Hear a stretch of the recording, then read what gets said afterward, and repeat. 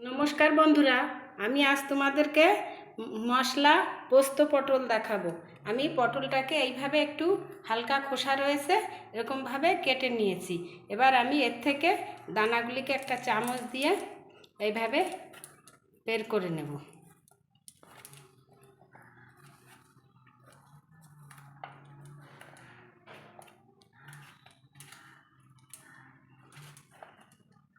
এভাবে দানাগুলিকে আমি বের করে নেব। এভাবে সবগুলোকেই আমি এভাবে বের করে নেব। দেখো, এইভাবে সব দানাগুলিকে আমি বের করে নিয়েছি। আর আলুকে এত বড় পিস করে কেটে নিয়েছি। আর আমি এর ভিতরে যে মশলাটা দেব, একটু পাঁচফোড়ন গুঁড়ো করে নিয়েছি, একটু শুকনো লঙ্কা, একটু লবণ আর একটু হলুদ, সবকটাকে আমি একসাথে মিশিয়ে নেব।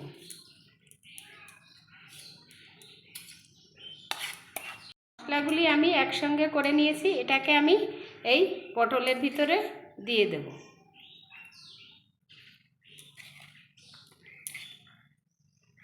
এইভাবে আমি সবকটা পটলে মশলা দিয়ে দেব।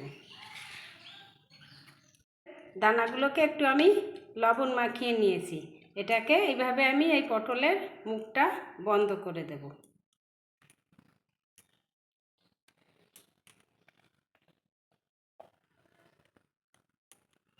আমি দিয়ে দেব তেল।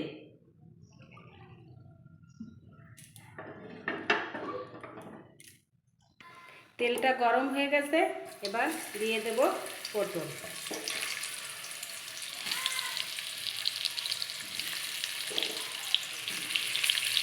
আর এই আলুগুলিকে আমি একটু লবণ আর একটু হলুদ মাখিয়ে নেব। আলুগুলিকেও দিয়ে দেব। চাইলে আলু দিতেও পারো, নাও পারো।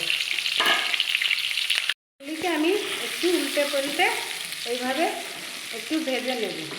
আলুগুলিকেও এপিট ওপিট করে একটু ভেজে নেব। দেখো, পটলটা একটু নরম হয়ে এসেছে। এবার দিয়ে দেব সামান্য একটু জল।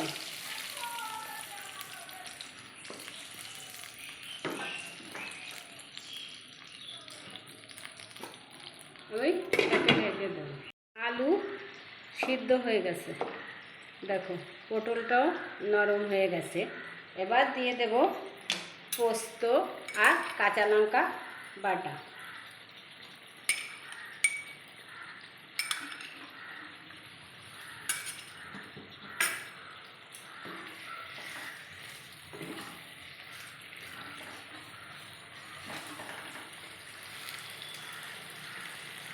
এটাকে আমি এখন একটু ঢেকে দেব।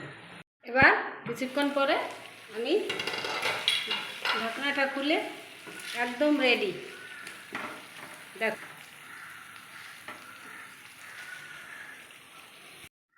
দেখো রেডি আমার পোস্ত আলু দিয়ে মশলা ভরা পটল।